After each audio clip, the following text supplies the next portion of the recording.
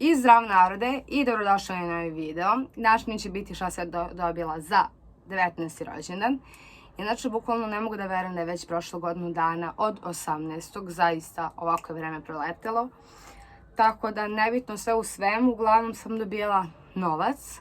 I nekako najviše volim za rođendan da dobijem novac i da ja kupim šta volim. Mi je nekad drago i kad dobijem neki poklon, zašto da ne.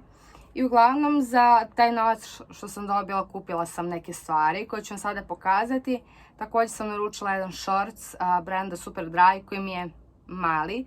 Tako da sutra ga vraćam nazad. Pa ću da naručim neke biciklističke, nemam pojma, vidjela sam neke Nike. Vidjet ću, nebitno sve u svemu možemo da počnemo sa ovim. I prva stvar u pitanju je ova torbica u bež nijansi. Nju sam dobila od Vanesse, mislim da Vanessu znate iz mojih videa. I ona je bukvalno napazana one Louis Vuitton torbe. I ne znam, meni se ovaj model torbe jako dopao. Ali mi je bilo bukvalno žao da dam tu količinu novca koliko je ova torba koštala. Jednostavno iz prostog razloga što torbe ne nosim i neko me draže da novac uložim u dobre patike nego u torbu. Ali šta da se radi, drago mi je što je Vanessa čula moj vapaj i kupila mi ovu torbu. Jako je lepa. Iskreno, uopšte nisam verovala da će nositi koliko je nosim. Bukvalno je ne skidam od kako sam je dobila, svaki dan je nosim. Sem za posao mi treba ranac, s obzirom da ubacim vodu, hranu i nebitno, ali ova torba mi je zaista super i zaista je obožavam. I sljedeća stvar jesu farmerice. Inače, ne znam da li ćete ih lepo vidjeti, ali ako ništa, ostavit ću vam sliku kako izgledaju. Njih sam kupila od svoje prve plate, tako da jako su mi dragi, mislim da su koštale 2000. I ovo je neki poklon od meni i ne znam, bukvalno, jako sam ih dugo gledala, jako sam bile primamljive i na kraju su moje. I sljedeća stvar, inače ako ovako seckam, to je zato što dok izvodim, dok uzem i mislim da mi je lakše samo ovako sečem i da ide odmah, tako da nebitno. Sljedeća stvar jeste poklon od Željene, u pitanju ova Revolution paleta i ova Catrice olovka. Inače što se tiče ove Revolution palete, isprobala sam je juče i mogu da kažem izgleda prelepo. Inače ovo su boje i mislim da je ona u nijansi Forever Flawless. I što se tiče olovke, u pitanju je ova Catriceova olovka. Ona ovako izgleda, bukvalno se zezam sa Željenom kao da mi je donela marker i kao da marker nanosim na usta. I najiskrenije, jako je vodootporna. Probala sam je tog istog dana, jako teško da se skine. Jedva sam je ja skinula sa micelarnom, tako da sve u svemu super je, mislim, posluži se. Sljedeća stvar je još jedan poklon od Vanesse, u pitanju su ove minđušice, samo sekunda. Ne znam, se jako dopadi zato što su srebrne i male, iz prostog razloga volim ovako ove manje minđuše, jednostavno nekako. Njih sam najčešće nosila za školu, ovo su minđuše koje nosim za grad, a ovo najviše volim da to stavim za školu s obzirom da smatram da su jednostavne i da jako lepo izgledaju. I posljednji poklon od Vanesse jeste ovaj kaiš. Mislim da je ovo leopard print, nisam sigurna, ne držite me za reč. Ne znam, jako lepo izgleda, interesantan je. Ja uglavnom nisam ljubitelj ovakvih printova i jednostavno nisam ga još do sada ukombinovala s obzirom da eto, sam moj garderober je raznolik i ima raznih stvari, tako da nekako se baš i ne uklapa, ali vidjet ću, naći ću neku kombinaciju i eto, obući ću ga s obzirom da je jako lepo. Sljedeća stvar jeste ogrlica. U pitanju je ova ogrlica iz New Yorkera i ne znam, ovo su kao oni lanci, meni to jako lepo i to mi se jako dopada.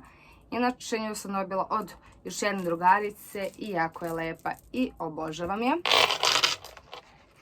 Sljedeća stvar, u pitanju je poklon koji sam možda već vidjeli u vlogu. U pitanju je poklon od moje Nine. Samo sekundu, su ove minđušice i ova ogrlica. Inače, vam sam moja minđuša retardirano stavila, znam, ali jednostavno jedno sam uspjela da ih vratim na mjesto s obzirom da se ova ogrlica zamotala oko njih. U pitanju je ova ogrlica sa ova dva anđelka i ne znam, jako mi je drag poklon s obzirom da je od mene i s obzirom da se setila da me je to nešto pokloni, tako da hvala. Sljedeća stvar u pitanju je poklon koji me možda najviše iznenadio, u pitanju su naočare za sunce koje sam dobila od svog strica.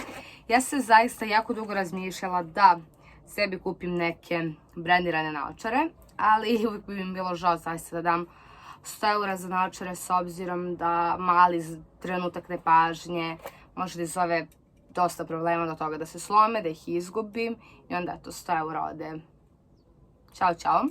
I nebitno, kada sam vidjela ove naočare se toliko oduševila, u pitanju su ove Ray-Ban naočare, nemam pojma ovo koji je model.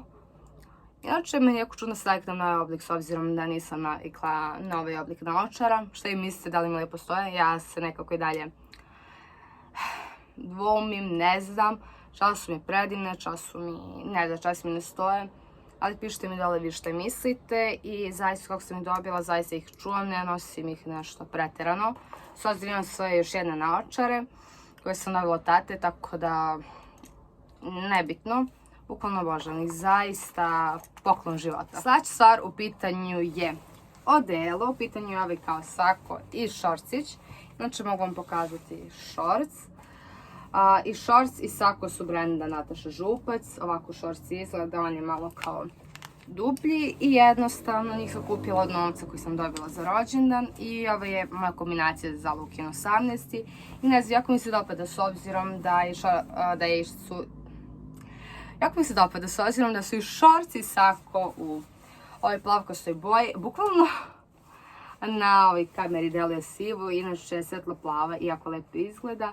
I ne znam, jednostavno mogu ih i poslije tog 18. rođendana nositi u mnogim kombinacijama, tako da i odvojeno, tako da što ne. I posljednja stvar u pitanju, stvar koja je meni bila onako najomiljenija.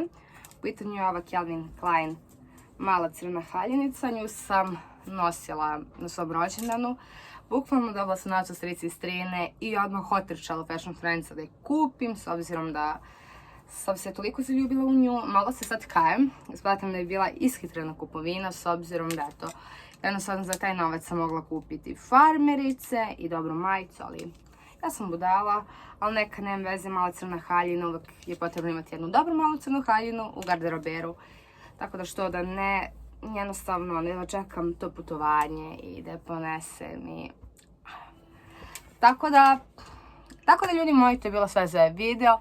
Želim da se zahvalim na 200 subscribera, polako rastemo, nadam se da će sada to malo brže krenuti, a do tada ne zaboravite da se subscribe-ete na moj kanal i da pritisnete zvonce za notifikaciju, da lajkujete ovaj video i da me zapratite dole na Instagramu.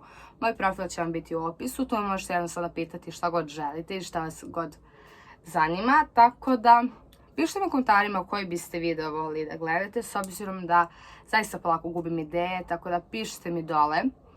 Tako da ljudi moji, to je bilo to i vidimo se u nedelju.